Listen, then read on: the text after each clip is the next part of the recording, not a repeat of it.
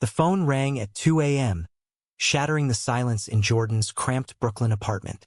He bolted upright, heart pounding, as Ethan's voice crackled through the line. "I'm leaving you. Tonight." Jordan's world crumbled in that instant, staring at the 3 cribs lined up in the corner where their adopted triplets slept soundly, unaware that their family was about to be torn apart forever. Jordan clutched the receiver, his knuckles white. "What do you mean, leaving? We just brought them home last week." "Ethan, this is our life now, our kids." But Ethan's response was cold, calculated. "My father found out. The board knows. If I don't marry her, I lose everything, the company, the inheritance. I'm sorry, Jordan, but this has to end." The line went dead, leaving Jordan alone with the weight of betrayal and the cries of waking infants echoing through the night. In the days that followed, Jordan's life became a whirlwind of survival. He was 28, a graphic designer scraping by on freelance gigs, now suddenly a single father to 3 newborns. Ethan's family, the Harringtons, one of New York's oldest real estate dynasties, had always loomed like a shadow over their secret relationship. Ethan, the golden heir, had hidden his sexuality behind closed doors, promising Jordan a future where they could live openly. But when the triplets arrived via surrogate, Ethan's sperm, Jordan's unwavering commitment, the pressure cracked him. Ethan's father, Reginald Harrington, a conservative titan who donated millions to anti-LGBT causes, had issued an ultimatum: marry the socialite daughter of a business ally or be disowned. Jordan refused to beg. He packed Ethan's things that very night, shipping them to the Harrington mansion in the Hamptons. The next morning, a lawyer arrived with papers, a non-disclosure agreement and a check for $50,000, hush money. "Sign this and you'll never speak of Mr. Harrington again," the suit said, his eyes devoid of empathy. Jordan tore the check in half, but signed the NDA, knowing a legal battle against the Harringtons would destroy him. He couldn't risk the kids ending up in foster care. As months turned to years, Jordan's inner turmoil festered. He moved to a cheaper place in Queens, juggling night shifts at a diner while designing logos during nap times. The triplets, Alex, Ben, and Chris, grew into rambunctious toddlers, their laughter a balm against the ache in his chest. But every milestone pierced him. First steps without Ethan, first words that weren't dada for both fathers.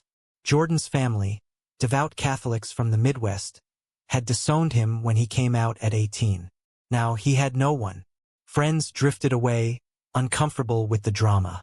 Isolation bred resentment. Why had he trusted Ethan? Why had he believed love could conquer societal chains? One evening, as Jordan rocked Chris through a fever, he stared at the boy's hazel eyes, mirror images of Ethan's. The moral quandary gnawed at him. Should he tell the kids about their biological father someday? Or protect them from the man who abandoned them? Ethan's wedding photos splashed across tabloids. Harrington heir ties the knot with heiress Victoria Langford. Jordan scrolled through them in secret, a masochistic ritual, seeing Ethan's forced smile. Was it regret or relief? The pressure mounted when Alex started kindergarten. Bullies teased him for having only one dad. Jordan sat through parent-teacher conferences, fielding questions about the mother. He lied smoothly, saying she had passed away, but each fabrication chipped at his soul. Society's gaze was unrelenting. Whispers at playgrounds, judgmental stares from other parents. Jordan joined a support group for single LGBTQ parents, finding solace in shared stories, but the void Ethan left remained. By the triplets' 5th birthday, Jordan had clawed his way to stability. He landed a full-time job at a midtown ad agency, affording a modest house in Staten Island. But the cost was steep. Sleepless nights, missed playdates, a heart armored against new love. He dated sporadically, a barista named Mike, a teacher called Sam, but trust eluded him. What if they leave too? He'd think, ending things before they deepened. Then, a letter arrived. Unsigned, postmarked from Manhattan. The truth about your children will come out. Prepare yourself.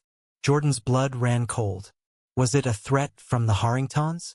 Or Ethan reaching out? He shredded it, but doubt seeded. That night, he dreamed of Ethan, young and passionate, whispering promises in their old loft. Waking in sweat, Jordan faced his reflection. Lines etched from worry, eyes hardened by betrayal.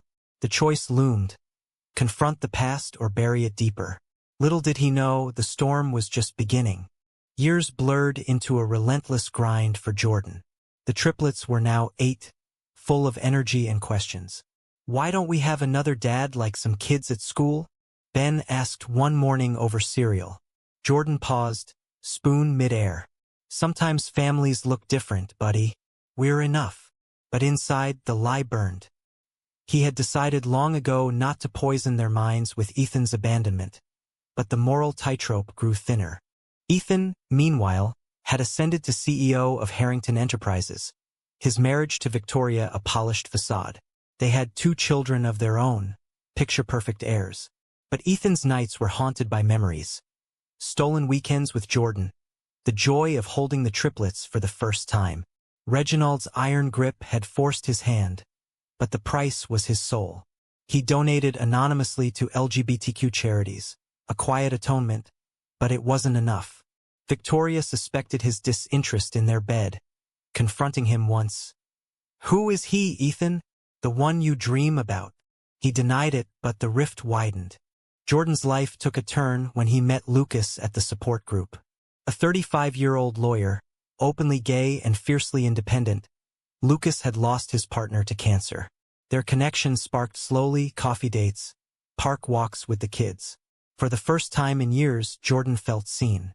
"You're strong," Lucas said one evening, as they watched the triplets play soccer. "But you don't have to carry it all alone." Jordan leaned in, their kiss tentative, a spark amid the ashes. But tension brewed. An anonymous email arrived at Jordan's work. Photos of him and Ethan from years ago, intimate but not explicit. "Pay $100,000 or these go public." Blackmail.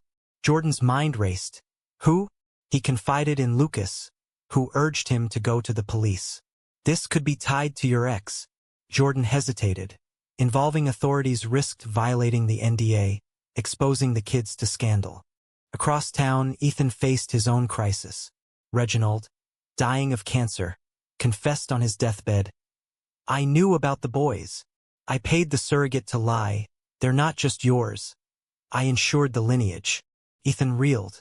The triplets were biologically his, but Reginald had manipulated the adoption to hide any flaws. Worse, he admitted pressuring Ethan to leave Jordan, threatening to ruin both their lives. "Family first," Reginald wheezed. Ethan stormed out, guilt crashing like waves. Driven by remorse, Ethan hired a private investigator to find Jordan. Learning of the triplets' thriving lives and Jordan's new relationship stirred jealousy and regret. He debated reaching out, but fear held him back. What if Jordan hated him? What if the truth destroyed everything? Jordan, meanwhile, traced the blackmail to a disgruntled former Harrington employee. Confronting the man in a dingy bar, Jordan demanded answers. "Harrington paid me to spy on you back then," the guy slurred. "Now I want my cut." Jordan recorded the confession, turning it over to Lucas, who filed charges. The victory was hollow. It reopened wounds. That night, Jordan broke down in Lucas's arms. "I loved him so much. Why wasn't I enough?" As the triplets' 9th birthday approached, Jordan planned a modest party. But a knock at the door changed everything. Ethan stood there, older, wearier, holding an envelope. "Jordan, we need to talk.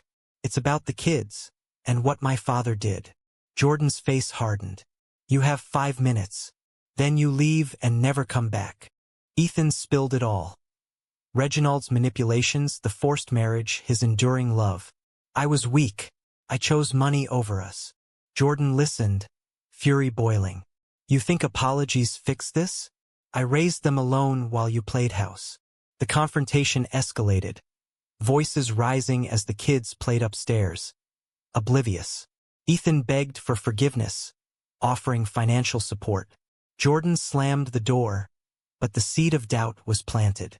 Was reconciliation possible, or would it shatter the family he'd built? Lucas sensed the shift. He's back? After all this? Jealousy tinged his words, leading to their first fight. Jordan defended, "It's for the kids. They deserve to know their heritage." But internally, he wrestled. Forgiving Ethan meant risking heartbreak again, betraying Lucas's trust. Society's lens amplified the drama. Coming out now could ruin Ethan's empire, affect countless jobs. The moral maze deepened. The revelation hung over Jordan like a storm cloud. Ethan had left evidence.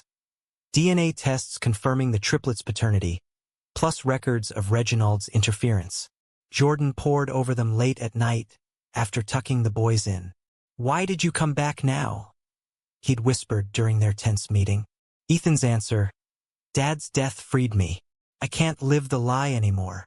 But freedom came at a cost. Tabloids buzzed with rumors of Ethan's midlife crisis. Divorce proceedings from Victoria leaked. She fought dirty, hiring PIs to dig into his past. When they uncovered Jordan and the triplets, she confronted Ethan. "You had a secret family? With a man." Her betrayal stung. She filed for full custody of their kids, citing his instability. Jordan, torn, met Ethan secretly in Central Park. "This could destroy us all," Jordan said, glancing at joggers who might recognize the billionaire. Ethan reached for his hand. "I want to make it right, be part of their lives." The touch ignited old flames, but Jordan pulled away. "You've got a wife, kids of your own. What about them?" Ethan's eyes filled with tears. "I'm coming out, publicly. For you, for us." The announcement rocked New York. Ethan's press conference. "I've hidden my truth too long. I'm gay, and I've hurt people I love." Shares in Harrington Enterprises plummeted 15%. Protests erupted. Conservative shareholders boycotted. LGBTQ advocates cheered. Ethan's family splintered. His sister supported him, but cousins sued for control. For Jordan, the fallout was personal. Reporters camped outside his home. "Dad, why are people taking pictures?" Chris asked, scared. Jordan shielded them, but school became a battleground. Kids taunted the triplets. "Your dad's famous for being weird." Jordan's boss at the agency demoted him, citing distractions. Friends divided. Some praised his resilience. Others whispered about homewrecking. Lucas issued an ultimatum. "Him or me. I won't be second choice." Jordan agonized. Lucas had been his rock, but Ethan's return unearthed buried love. In a heated argument, Jordan confessed, "I never stopped loving him." Lucas left, heartbroken. The loss compounded Jordan's guilt. Had he traded stability for chaos? Ethan moved into a modest apartment, distancing from the mansion. He attended therapy, unpacking years of internalized homophobia. "Society told me I couldn't have both success and authenticity," he told Jordan over coffee. They talked for hours, rebuilding bridges. Ethan met the triplets gradually, as an old friend. Alex warmed first, bonding over baseball. Ben was wary, sensing tension. Chris asked bluntly, "Are you our other dad?" Ethan glanced at Jordan, who nodded. "Yes, and I'm sorry I was gone." But apologies didn't erase scars. Victoria escalated, leaking stories to the press. Ethan's secret gay affair abandoned 3 kids. Jordan faced custody threats. Could Ethan claim rights now? Lawyers advised mediation, but emotions ran high. In court, Victoria sneered. "You ruined my marriage," Jordan retorted. "He ruined his own life hiding from you." The trial exposed raw truths. Ethan's testimony, "I chose fear over love. It cost me everything." Jordan's, "I forgave once, but trust is earned." The judge ruled joint custody for Ethan's biological kids with Victoria, but for the triplets, Ethan got supervised visits. Relief mixed with resentment. As high school loomed for the triplets, now 12, Jordan reflected on his choices. Had he been right to let Ethan back? Society's progress, gay marriage legal, attitudes shifting, clashed with lingering prejudices. At a pride event, Jordan and Ethan walked hand in hand, a tentative step. But whispers followed. The billionaire's redemption arc? Jordan wondered if it was genuine or performative. A new conflict arose. Ethan's board demanded his resignation amid scandals. He fought back, rallying allies. This company will embrace diversity or crumble. The battle tested his resolve, costing friendships and millions. Jordan supported him quietly, but the strain showed. One night, Ethan confessed, "I might lose it all. Would you still want me then?" Jordan's answer would define their future. The boardroom showdown was brutal. Ethan stood before shareholders, defending his leadership. "My personal life doesn't diminish my vision." But opponents, led by a cousin, argued. Scandals erode trust.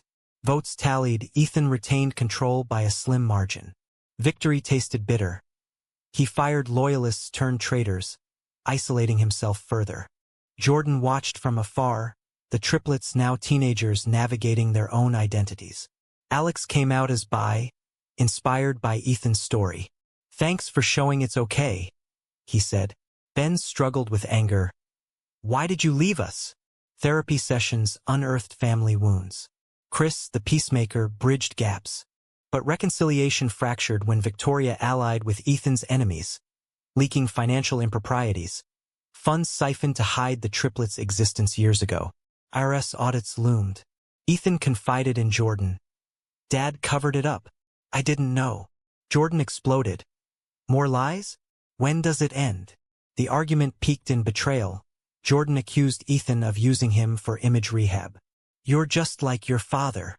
Ethan retreated, drowning in remorse. He volunteered at LGBTQ shelters, seeking purpose. A young man there, reminiscent of young Jordan, shared his story of abandonment. It mirrored Ethan's sins, forcing introspection. Had power corrupted him irrevocably? Jordan, meanwhile, reconnected with Lucas platonically. "I miss what we had," Lucas admitted. Temptation stirred, but Jordan resisted. "I need to figure out me first." He focused on the boys, coaching their soccer team, attending PTA meetings. Society's acceptance grew, but personal battles raged. A neighbor's homophobic rant at a block party led to a fistfight. Jordan defended his family, earning a black eye and respect. As the triplets turned 15, a family crisis hit. Ben ran away after overhearing Ethan's financial woes. If he's broke, why bother? Police found him in a park, defiant. The reunion was raw. Ethan hugged him. "Money isn't why I'm here. I love you." Ben softened, but trust rebuilt slowly. Ethan's dark secret surfaced via a whistleblower. Reginald had blackmailed politicians to block gay rights bills, using company funds. Ethan exposed it himself, testifying before Congress. "I won't inherit corruption." The move tanked stocks again, but garnered public support. Celebrities rallied, turning Ethan into an unlikely advocate. Jordan attended the hearing, pride swelling despite resentment. Afterward, they talked on the Capitol steps. "You're changing," Jordan said. Ethan replied, "For you, for us." A kiss sealed tentative hope, but Victoria struck back, suing for defamation. The legal war drained resources, testing loyalties. The triplets intervened, writing a letter to the judge. "We want both dads." It swayed opinion, leading to settlements. But the toll was immense.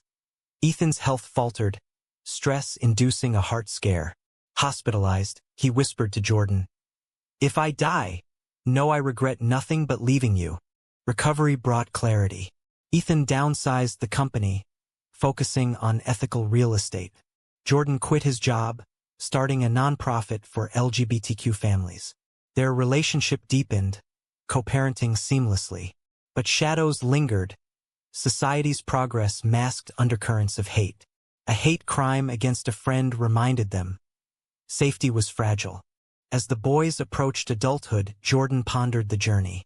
Betrayals had forged strength, but at what cost? Love's revival demanded sacrifices. Lost friends, shattered illusions. Was it worth it? With the triplets now 18, college applications loomed. Alex chose NYU, Ben Columbia, Chris Stanford, scattering the family. Jordan felt the empty nest approaching, amplifying his bond with Ethan. They moved in together, a brownstone in Greenwich Village, symbolizing rebirth. But old wounds reopened when Victoria remarried, inviting Ethan's kids to the wedding but excluding him. "She's punishing me," Ethan lamented. His daughter called, "Dad, I miss you." Ethan fought for more time, winning partial custody. Blending families was chaotic. Awkward dinners where triplets met half-siblings. Society's scrutiny intensified. A documentary about Ethan's coming out aired, portraying Jordan as the patient victim. He hated it. "I'm not a prop." Interviews followed, forcing Jordan to confront his narrative. "I chose to stay hidden too, for love," he admitted on camera. Backlash ensued. Online trolls accused him of greed. Ethan shielded him, but the emotional armor cracked. A pivotal moment came at Pride Parade. Ethan proposed publicly, "Jordan, will you marry me? For real this time." Cheers erupted, but Jordan hesitated. After everything? Back home, he confessed fears. "What if you leave again?" Ethan vowed, "I've paid the price. Lost billions, family ties. You're my everything." They wed quietly, surrounded by kids. Honeymoon in Hawaii brought peace, but reality intruded. Ethan's company faced a hostile takeover. Insiders betrayed him, selling secrets. "It's payback for coming out," Ethan suspected. He countered with a bold merger, allying with progressive firms. Success restored fortune, but exhaustion set in. Jordan's nonprofit thrived, counseling families like theirs. One case mirrored their story, a young man abandoned for societal norms. Mentoring him, Jordan reflected, "Choices define us. Mine cost trust, but gained truth." The triplets' graduations were bittersweet.